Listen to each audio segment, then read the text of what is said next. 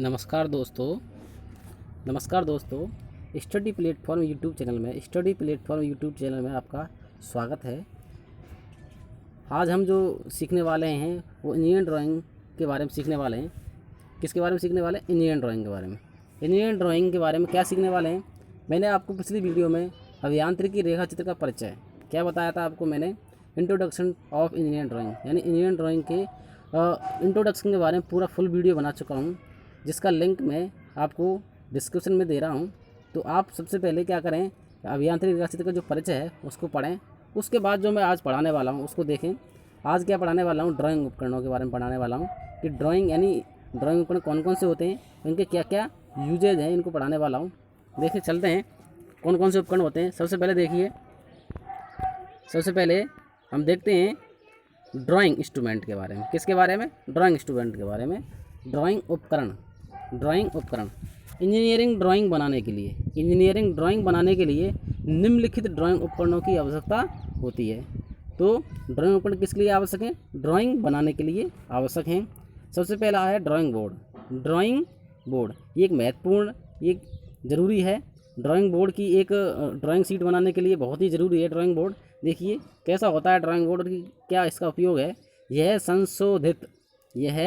संशोधित लकड़ियों जैसे सफ़ेद पाइन, फर या ओक की पट्टियों का पूर्ण समतल आयताकार ड्राफ्टमैन द्वारा उपयोग किए जाने वाला बोर्ड होता है।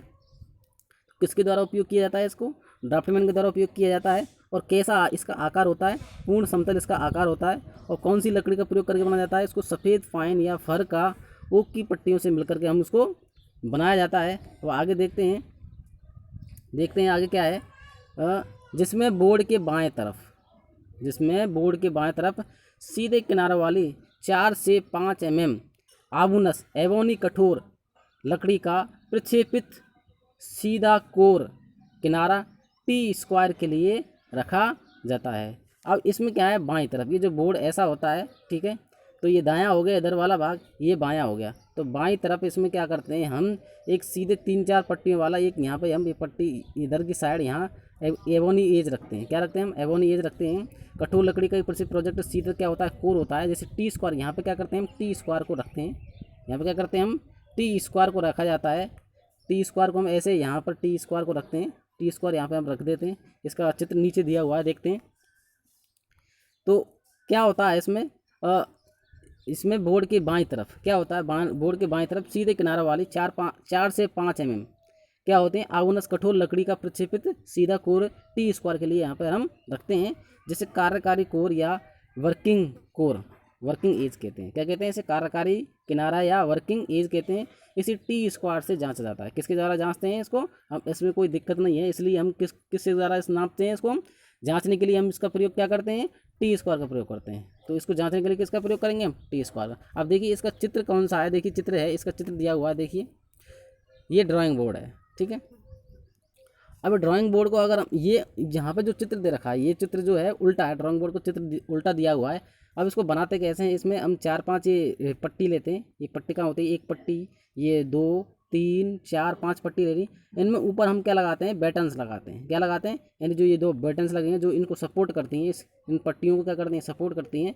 और ठीक है, इनको हम क्या कहते हैं? बटन्स कहते हैं। और इन बटन्स को हम क्या करते हैं? इन पट्टियों को बटन्स के पेच के माध्यम से इन दोनों को कस देते हैं। ये पूरा ड्राइंग बोर्ड कहलाता है। अब इसमें जब इसको हम सीधा करेंगे तो ये बायां भाग होगा। ये कौन सा होगा? बायां भाग होगा। और ये दायां भाग होगा। तो बाएं तरफ इधर की साइड में हम एक क्या रखते हैं? एबोनी एज रखते हैं, जिसे हम कार्यकारी किनारा कहते हैं। ये क्या कहलाता है? एक कार्यकारी किनारा कहलाता है। इधर क्या लगाते हैं हम? टी स्क्वायर लगाते हैं। और टी स्क्वायर लगा करके हम क्या करते हैं? इस पर कार्य करते हैं। आगे देखिए ड्राइंग बोर्ड के बारे में। मौसम की नमी के कारण बोर्ड को प्रसार मतलब फैलाव या सिकुड़न से बचाने के लिए इसे लकड़ी की पट्टिकाओं से बनाता है। किससे बनाते हैं हम इसे? लकड़ी की पट्टिकाओं से बनाते हैं।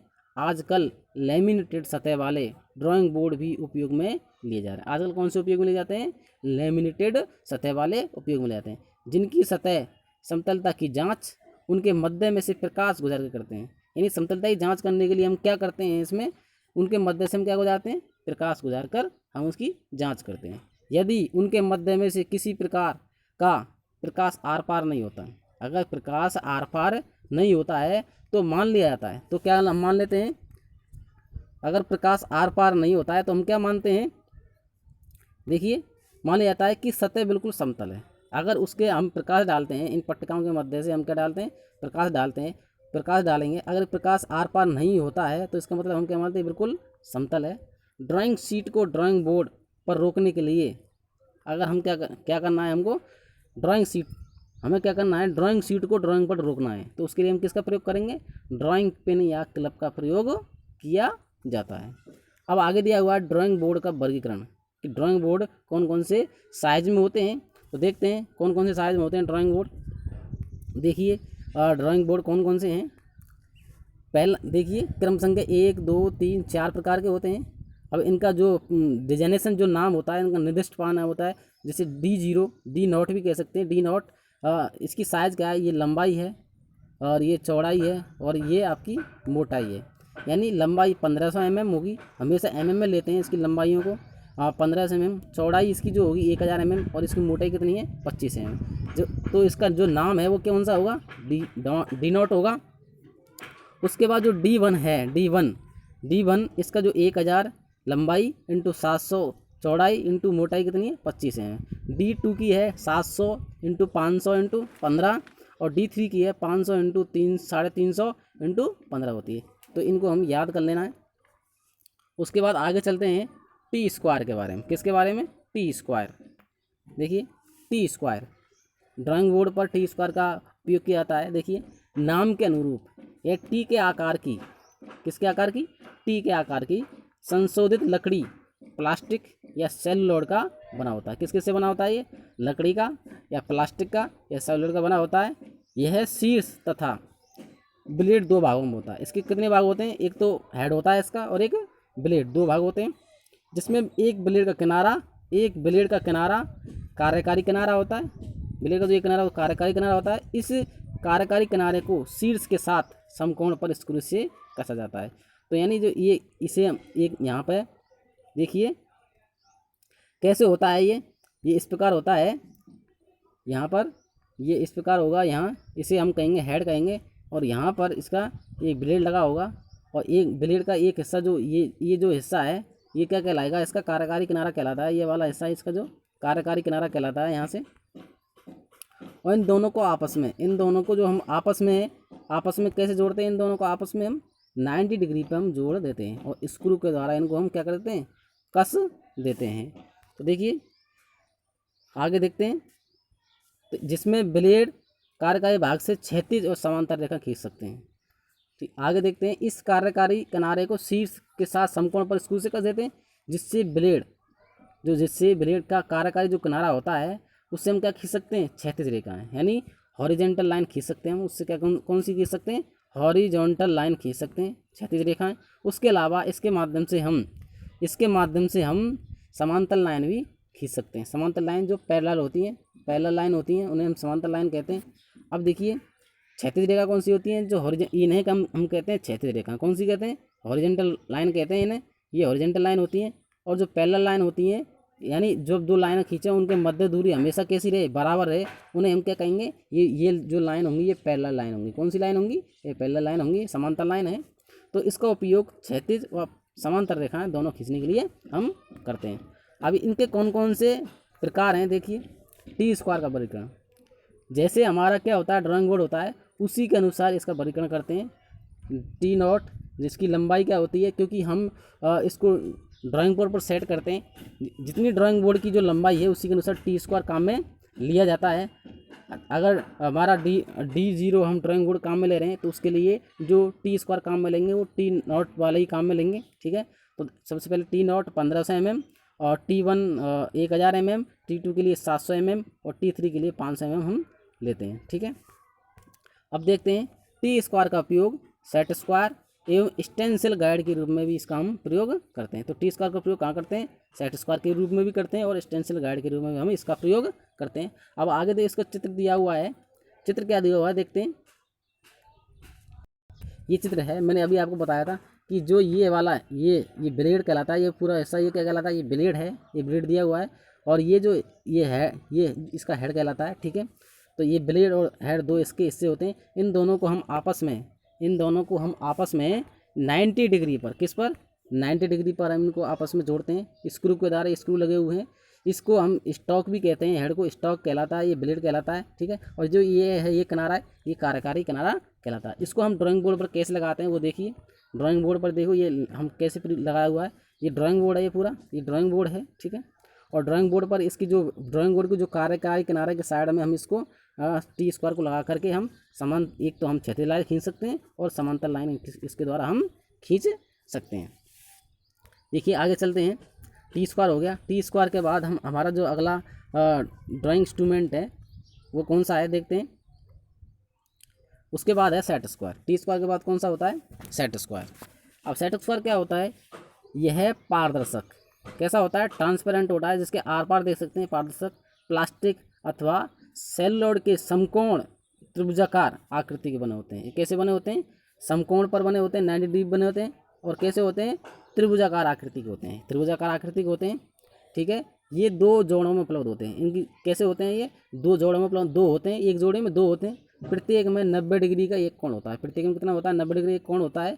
सामान्य कार्य के लिए 25 सेंटीमीटर लंबा 60 डिग्री और 30 डिग्री कोण वाला प्रयोग करते हैं, तथा 20 सेंटीमीटर लंबा 45 डिग्री वाले कोण सेट स्क्वायर उपयोग में लिए जाते हैं। तो सेट स्क्वायर दो होते हैं, एक तो 60-30 डिग्री वाला और एक होता है आपका 45 डिग्री। इसकी लंबाई होती है 25 mm, इसकी लंबाई होती है 20 सेंटीमीटर, सेंटीमीटर होती है, सॉरी mm नहीं होकर सेंटीमीटर होती है इसमें। तो इसकी जो लंबाई है वो कितनी है, 25 सेंटीमीटर, इसकी लंबाई है 20 सेंटीमीटर होती है। इसमें जो कोण होते हैं, एक 60 डिग्री और 30 डिग्री और एक और होता है 90 डिग्री। इसका जो कोण होता है 45 डिग्री और एक 90 डिग्री होता है, ठीक है। इनके मध्य के स्थान पर फ्रेंच कर्व विभिन्न आकृतियों में कटे होते हैं। क्या कटे होते हैं इनके मध्य के बीच में, फ्रेंच कर्व कटे रहते हैं। अब देखिए, जो सेट स्क्वायर को ड्राइंग शीट पर क्या करते हैं, ये फ्रेंच कर्व क्या काम करते हैं, ड्राइंग शीट पर सेट स्क्वायर को ड्राइंग शीट पर सरकाने तथा उठाने में सहायक होते हैं। सरकारें उठाने में सहायक होते हैं। इसकी सहायता से ऊर्ध्वाधर रेखाएं क्या क्या खींच सकते हैं हम सेट स्क्वायर की सहायता से। एक तो वर्टिकल लाइन, ये वर्टिकल लाइन होती है, ये वर्टिकल लाइन है, ठीक है। समांतर लाइन खींच सकते हैं, इसकी सहायता से खींची जा सकती हैं। सेट स्क्वायर एवं टी स्क्वायर की सहायता से क्षैतिज रेखाएं क्या खींच सकते हैं हम, क्षैतिज रेखाएं खींच सकते हैं। और 15, 30, 45 और 60 के गुणक में हम क्या खींच सकते हैं, कोण बना सकते हैं। इसकी सहायता से हम जो 15 डिग्री के जो हमारा क्या होता है, पहाड़ा होता है, 15 डिग्री के जो पहाड़े में जितने भी कोण हैं हम इसकी सहायता से हम बना सकते हैं। दोनों सेट स्क्वायर के कॉम्बिनेशन से हम क्या कर सकते हैं, 15 के जो गुणक हैं उनका हम क्या बना सकते हैं, कोण बना सकते हैं। और वृत्तों को सम भागों में विभाजित कर सकते हैं। जो वृत्त है उसको समान भागों में इसके द्वारा हम क्या कर सकते हैं, विभाजित कर सकते हैं। कोई व्रत है उसको समान भागों में विभाजित करना है, जैसे 1, 2, ये 3, 4 समान भागों में विभाजित करना है, तो उसके लिए भी हम सेट स्क्वायर का प्रयोग कर सकते हैं। कभी कभी सेट स्क्वायर अपनी अचूक यथार्थता यानी एक्यूरेसी आंतरिक विकृति के कारण खो देता है, अतः इसकी जांच समय समय पर करनी चाहिए। तो इसकी हमें क्या करनी है, जांच समय समय करनी चाहिए कि इसमें कोई प्रॉब्लम तो नहीं है। अब देखिए सेट स्क्वायर कैसा होता है, इसकी आकृति देखते हैं। एक सेट स्क्वायर ये होता है, ठीक है। इसका एक कोण 30 डिग्री है और एक कोण 60 डिग्री है। इसमें ये जो बीच में जो कड़े हुए हैं आपके फ्रेंच कर्व हैं, फ्रेंच वक्र हो गए। और ये जो कोण है ये आपका क्या है, 90 डिग्री होता है। दूसरा जो सेट स्क्वायर होता है ये 45 डिग्री कोण होता है, इसमें ये 45 डिग्री कोण होता है, ठीक है। और इसमें फ्रेंच कर्व ये हैं और ये जो कोण होता है वो आपका 90 डिग्री होता है, ठीक है। अब देखते हैं उसके बाद इसमें, उसके अलावा इसकी जो लंबाई होती है वो होती है 25 सेंटीमीटर होती है। कितनी होती है, 25 सेंटीमीटर। इसकी जो लंबाई होती है 20 सेंटीमीटर, यानी ये इधर 20 होगा, इधर ये 20 होगा। इधर इसमें क्या होता है, इसमें mm में भाग कटे रहते हैं सेट स्क्वायर में, उसे हम जांच यानी नाप ले सकते हैं इनके माध्यम से, ठीक है। सेट स्क्वायर के माध्यम से एक और आपको चित्र बताया गया है। इसके माध्यम से हम जो कोण बनाते हैं, क्या बनाते हैं, कोण। अब कोण कैसे कैसे बनाते हैं वो देखिए। कोण बनाने का तरीका है, इसके द्वारा हम 15 डिग्री कोण बना सकते हैं सेट स्क्वायर को। ऐसे अगर हम जोड़ें इन दोनों को तो 15 डिग्री का, अगर ऐसे लें ये तो 30 डिग्री का बनता है। इसमें 30 डिग्री का, 45 का, 75 का, 90 का, 105, 120 यानी जो 15 के जितने भी गुणा हैं हम उसमें हम क्या बना सकते हैं, इसकी सहायता से कोण हम बना सकते हैं। यानी कोणों का विभाजन किया जा रहा है यहाँ पे, किसके जा रहा है, कोणों का विभाजन। ठीक है, आगे चलते हैं। सेट स्क्वायर के बाद क्या है आपका चांदा, प्रोटेक्टर कहते हैं, जैसे इंग्लिश में क्या कहते हैं हम, प्रोटेक्टर कहते हैं। चांदा का उपयोग, जो प्रोटेक्टर यानी चांदा का उपयोग कोण नापने और बनाने में काम में किया जाता है। यानी जो इसका प्रयोग एक तो हम कोण नापने के लिए प्रयोग करते हैं और कोण बनाने के लिए प्रयोग करते हैं।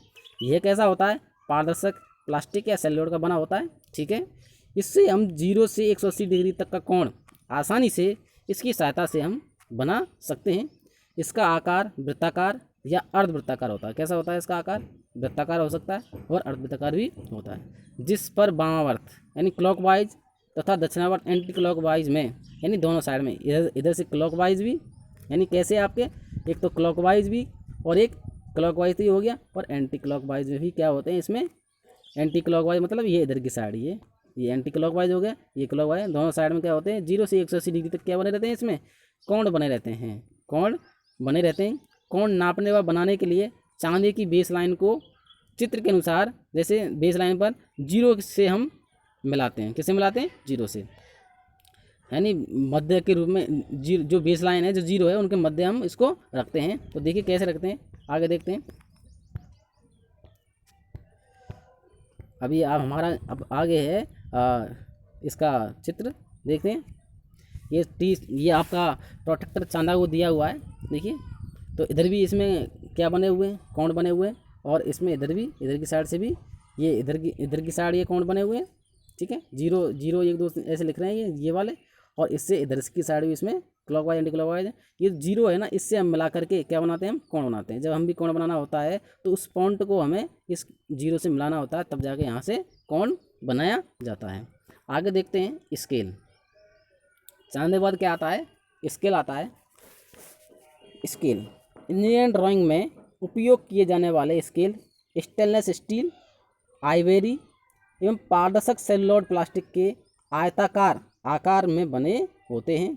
तो ये आइवरी या स्टेनलेस स्टील या पारदर्शक सेलुलोड के बने होते हैं या प्लास्टिक के बने रहते हैं। ठीक है, तो इनका आकार कैसा होता है, आयताकार आकार होता है। सामान्य स्केल पर एक तरफ सेंटीमीटर में और दूसरी तरफ इंच में मार्किंग की होती है। इसमें जो एक तो मीट्रिक पद्धति में मार्किंग होती है और एक होती है आपकी FPS पद्धति में मार्किंग होती है, यानी ब्रिटिश पद्धति। दोनों पद्धतियों में ऊपर नीचे इसमें मार्किंग की होती है।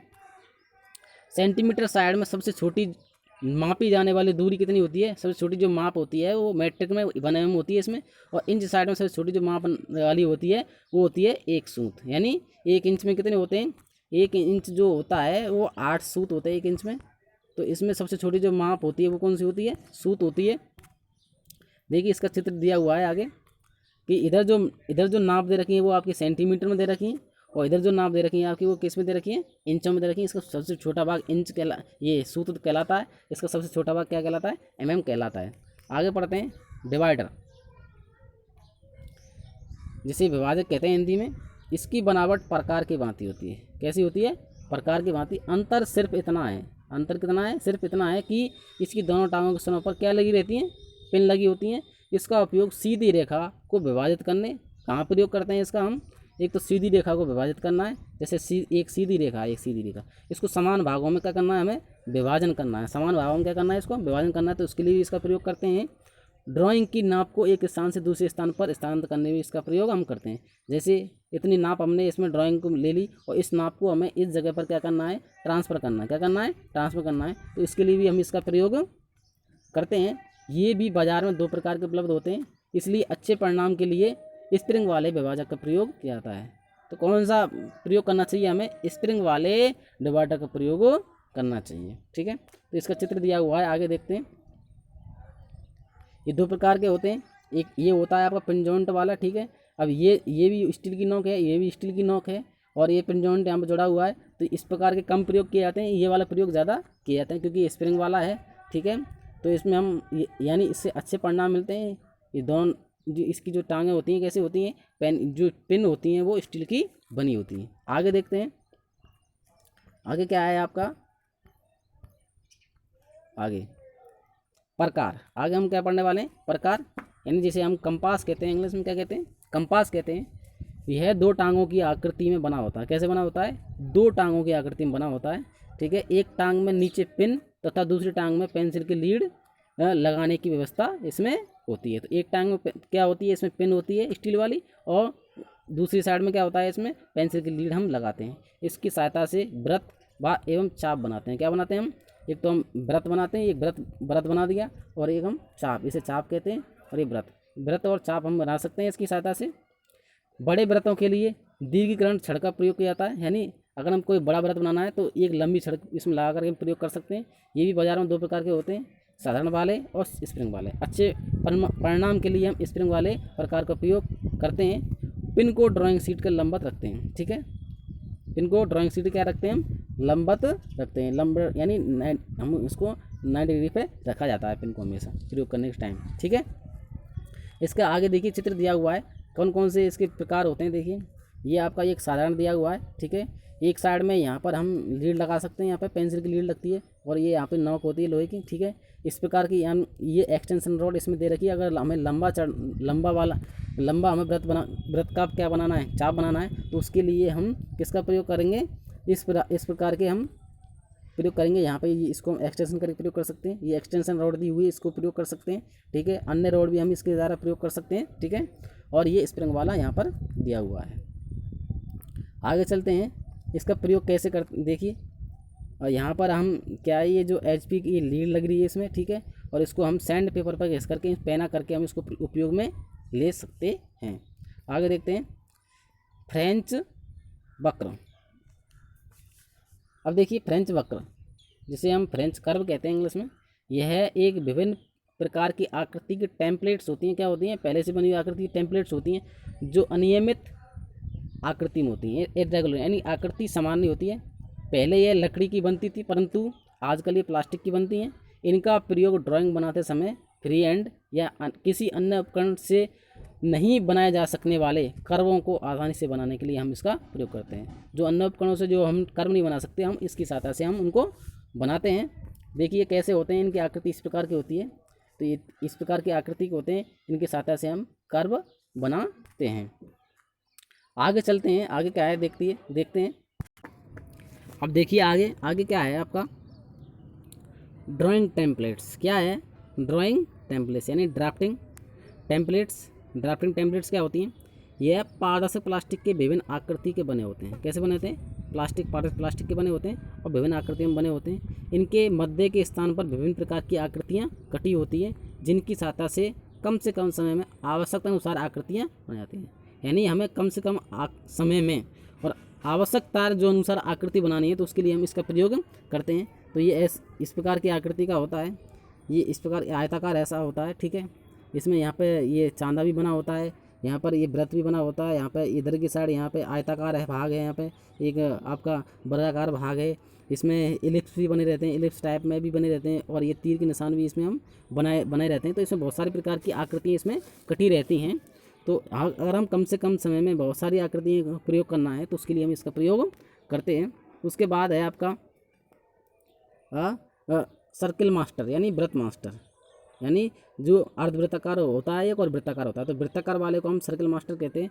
अब ये कौन सा है, देखिए यह भी सेलुलोड या प्लास्टिक का बना हुआ पारदर्शी वृत्ताकार उपकरण होता है।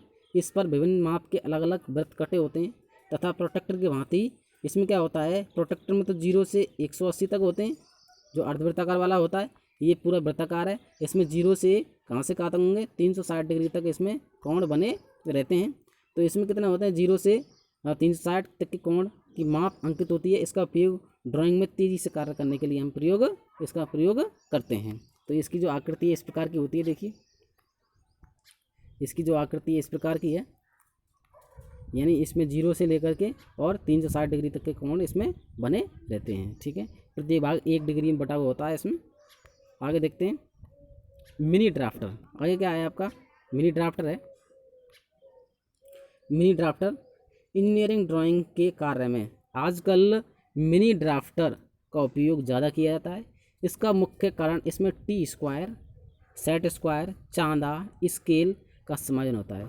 जब हम कई सारे उपकरण प्रयोग करते हैं, उनकी बजाय हम अगर हम एक ही उपकरण उपयोग ले लें तो उसे हम मिनी ड्राफ्टर कहेंगे। क्यों, क्योंकि इसमें हम टी स्क्वायर का भी उपयोग कर सकते हैं, सेट स्क्वायर, चांदा और स्केल, इन सब का इसमें क्या होता है, समायोजन होता है। मिनी ड्राफ्टर 2 भुजाओं का बना होता है।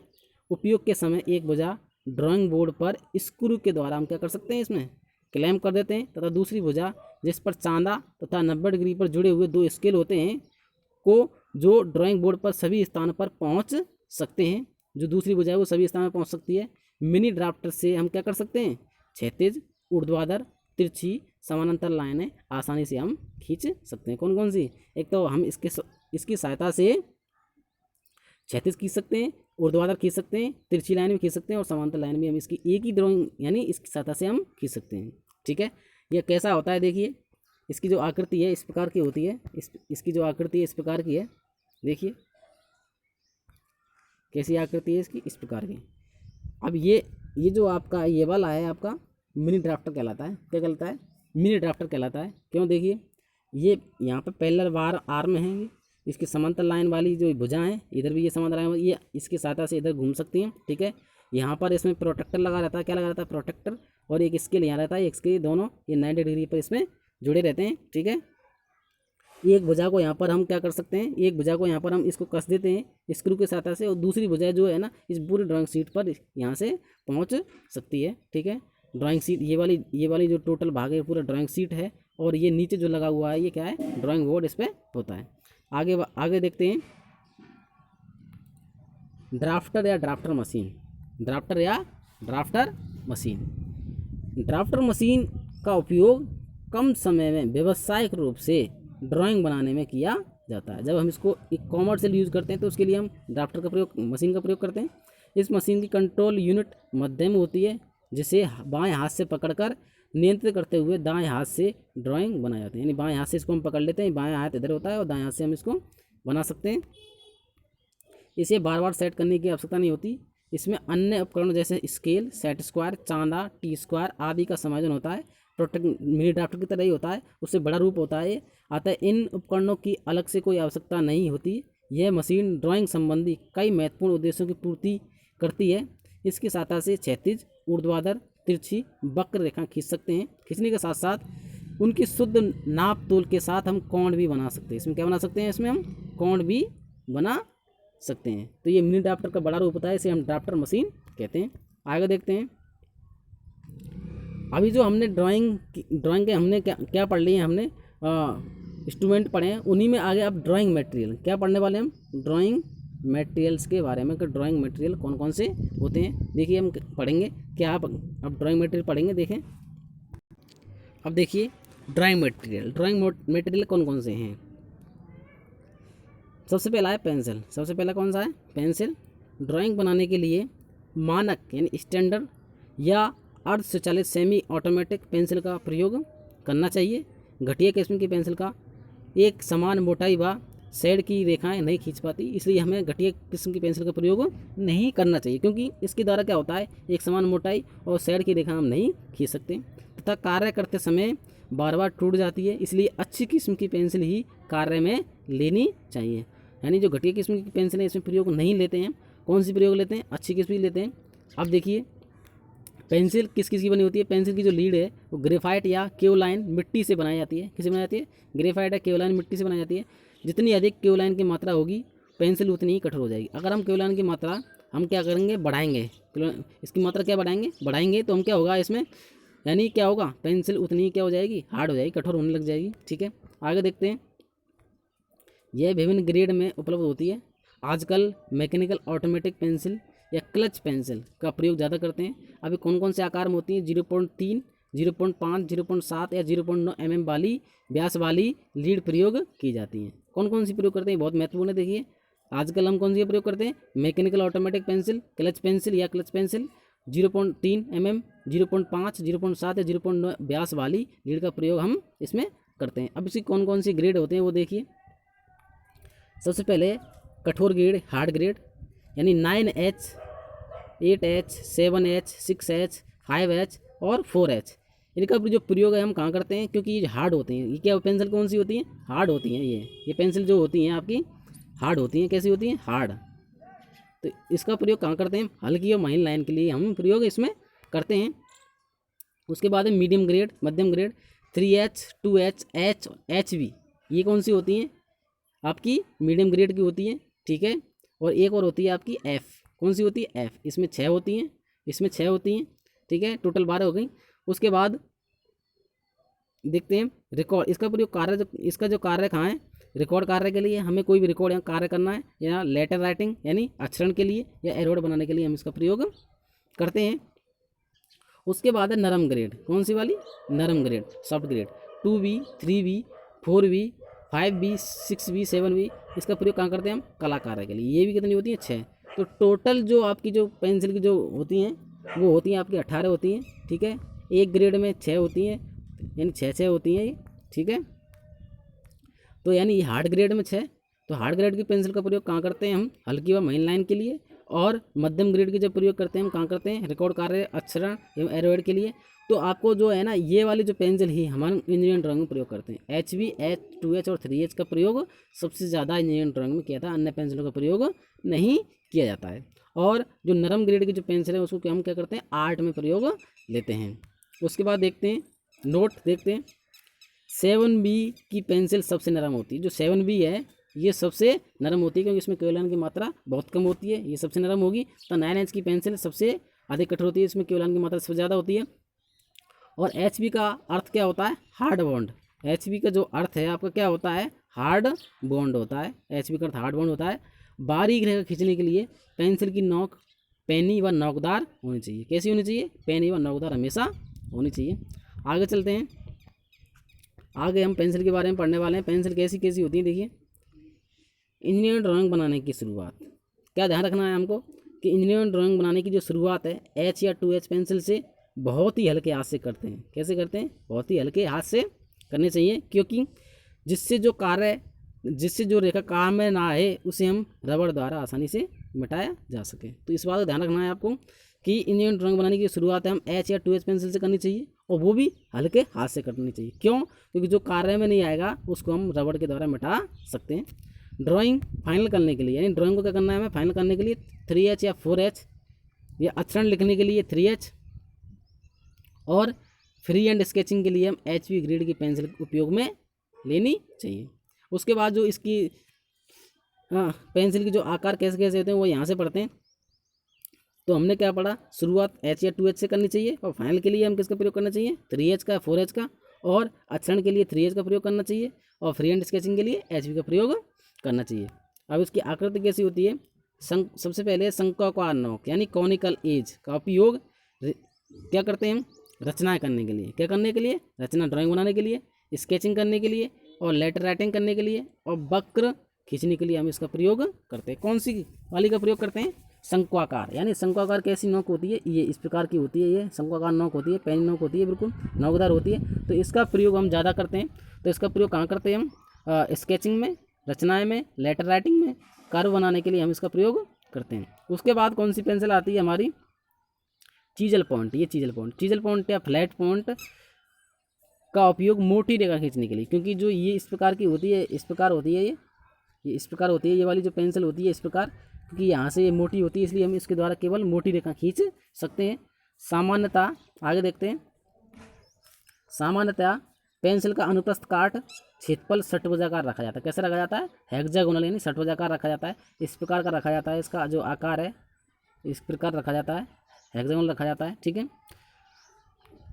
ठीक है, जिससे गोल घुमाकर समान मोटाई वाली रेखा खींचने में आसानी रहती है। इसे हम गोल घुमाने से क्या होगा, आकृति कैसे आएगी, समान मोटाई वाली रेखा खींचने में आएंगी, तथा ढाल वाली सतह पर नीचे नहीं गिरती हैं, ठीक है। तो इसके द्वारा हम क्या करते हैं, जिससे गोल घुमाकर समान मोटाई वाली रेखा खींचने में आसानी होती है, तथा ढाल पर ये क्या होती है, नीचे नहीं गिरती हैं। देखिए आकृति कौन कौन सी होती है, देखिए ये आपकी जो यहाँ पे पेंसिल की जो ग्रेड है वो लिखी रहती है। इसकी जो आकृति है वो कैसी होती है, ये षट्भुजाकार है। कैसी है, षट्भुजाकार। ये कॉनिकल पॉइंट वाली है। इसकी जो नोक की जो लंबाई है वो कितनी है आपकी, 15 से 20 mm। और जो ग्रेफाइट जो होता है वो कितना होता है, इसमें जो हम कितना निकालते हैं, केवल 10 mm होता है। उसके बाद ये चीजल पॉइंट वाली है, ठीक है। इसकी जो 15 से 20 mm लंबाई है, और 10 mm क्या होता है, इसका पॉइंट होता है, ठीक है। ये इस प्रकार की जो पेंसिल हैं ये होती हैं, ये मैकेनिकल पे, ये ऊपर से यहाँ से दबाते हैं और पेंसिल आगे निकलती जाती है। ये 0.3, 0.5, 0.7 और 0.9 आकार में, mm आकार में ये मिलती हैं, ठीक है। और ये फाइन लीड मैकेनिकल पेंसिल है, इसकी जो पेंसिल की जो लीड है बहुत ही कम की, यानी 0.3 की फाइन लीड वाली है, ठीक है। उसके बाद देखते हैं आगे, भिन्न भिन्न कार्यों के लिए, यानी अलग अलग कार्यों के लिए भिन्न भिन्न प्रकार की पेंसिलों का प्रयोग हम करते हैं। देखिए कौन कौन सी है। सबसे पहले है 2H पेंसिल का प्रयोग ऑब्जेक्ट लाइन, यानी कोई भी वस्तु बनानी है, कोई भी क्या करना है, वस्तु का आकार बनाना है, तो उसके लिए हम क्या करेंगे, ऑब्जेक्ट लाइन, यानी इसे वस्तु रेखा कहते हैं। सेंट्रल लाइन, यानी सेंट्रल लाइन एक में बड़ा डैश छोटा डैश बड़ा डैश छोटा डैश, ये सेंट्रल लाइन होती है। कौन सी होती है, सेंट्रल लाइन होती है। देखिए तो ऑब्जेक्ट लाइन, कोई भी, ये ऑब्जेक्ट लाइन है, यानी कोई ये ऑब्जेक्ट लाइन होंगी। सेंट्रल लाइन इस प्रकार की होती है, ये बड़ा डैश छोटा डैश बड़ा डैश छोटा डैश, सेंट्रल लाइन बनाने के लिए। और ब्रेक लाइन का मतलब होता है जो बीच में से टूटी हुई लाइन है, ब्रेक यानी टूटी हुई लाइन है। जैसे देखो ब्रेक लाइन होती है, जैसे एक शॉर्ट, ये लॉन्ग ब्रेक लाइन और शॉर्ट ब्रेक लाइन, ये शॉर्ट ब्रेक लाइन है। तो ब्रेक लाइन, तो ये वाली आपकी जो लॉन्ग ब्रेक लाइन है कौन सी है, लॉन्ग ब्रेक लाइन, और ये शॉर्ट ब्रेक लाइन, ठीक है। इसे हम जिगजैग रेखा भी कहते हैं। तो इसका उपयोग हम ऑब्जेक्ट लाइन के रूप में, सेंटर लाइन के रूप में और ब्रेक लाइन के रूप में इसका प्रयोग हम करते हैं 2H पेंसिल का। अब H पेंसिल देखते हैं। सबसे ज़्यादा H पेंसिल प्रयोग की जाती है डायमेंशनिंग में, यानी डायमेंशनिंग जो होता है विमांकन, यानी किसी भी जो वस्तु की हम क्या करना है, विमांकन, लंबाई चौड़ाई और ऊंचाई देना ही क्या कहलाता है, विमांकन कहलाता है। तो इसका प्रयोग हम कहाँ करते हैं, विमांकन में प्रयोग करते हैं। एरो हेड, यानी एरो हेड, तीर का हमें क्या बनाना है, सिर बनाना है, तो उसके लिए ये तीर है और ये तीर का सिर बनाना है, तो इसके लिए भी हम इसका प्रयोग करते हैं। सेक्शन लाइन, यानी कटान बिंदु वाली लाइन है, उनके लिए हम प्रयोग करते हैं। लेटर राइटिंग, यानी हम अक्षरण में भी हम किसका प्रयोग करते हैं, H पेंसिल का हम प्रयोग करते हैं, H पेंसिल का प्रयोग करते हैं। स्केचिंग में, यानी स्केचिंग मतलब होता है कोई भी चित्र की स्केच कर रहे हैं तो उसमें भी हम इसका प्रयोग करते हैं। एक्सटेंशन लाइन क्या होती है, देखिए ये अब जब हम, ये कोई माप का वस्तु है और यहाँ पे हम इसकी माप दे रहे हैं, तो ये जो लाइन होंगी, ये दोनों जो लाइन है और इसमें बीच में एक लाइन है, ये तो डायमेंशन लाइन होगी, ये वाली ये डायमेंशन लाइन है। ये कौन सी लाइन है, डायमेंशन, और ये आपकी एक्सटेंशन लाइन है। कौन सी है, जो खड़ी लाइन है, ये खड़ी लाइन, ये क्या कहलाएंगे, आपकी एक्सटेंशन लाइन। तो एक्सटेंशन लाइन में इसका प्रयोग करते हैं। और सर्किल यानी वृत्त बनाने के लिए और चाप बनाने के लिए इसका प्रयोग हम करते हैं। उसके बाद HV, written notes on sketch book, यानी रिटन नोट्स, कोई भी नोट्स बनाते हैं उसके लिए हम HV का प्रयोग करते हैं। और रफ वर्क के लिए भी हम इसका प्रयोग करते हैं। तो सबसे ज़्यादा H और 2H पेंसिल का ये हम प्रयोग ड्राइंग में करते हैं। उसके बाद देखते हैं HV से 4V से 7V, इसका प्रयोग हम आर्टिस्ट स्केचिंग एवं शेडिंग में हम करते हैं। ड्राइंग एंड इंजीनियरिंग ड्राइंग में इसका प्रयोग हम नहीं करते हैं, इन्हीं का प्रयोग करते हैं ज़्यादातर, ठीक है। भैया आज मैंने आपको ड्राइंग उपकरणों के बारे में पढ़ाया, ठीक है, ड्राइंग मटेरियल के बारे में पढ़ाया। तो आप लोग इसको ज़्यादा से ज़्यादा शेयर करें और अपने दोस्तों को बताएं कि ड्राइंग के लिए एक स्टडी यूट्यूब चैनल पर आपके लिए ड्राइंग पढ़ाई जा रही है, उसको आप अच्छी तरह से पढ़ें। आपको एग्ज़ाम में कोई भी परेशानी नहीं आने वाली, ठीक है। धन्यवाद, ओके।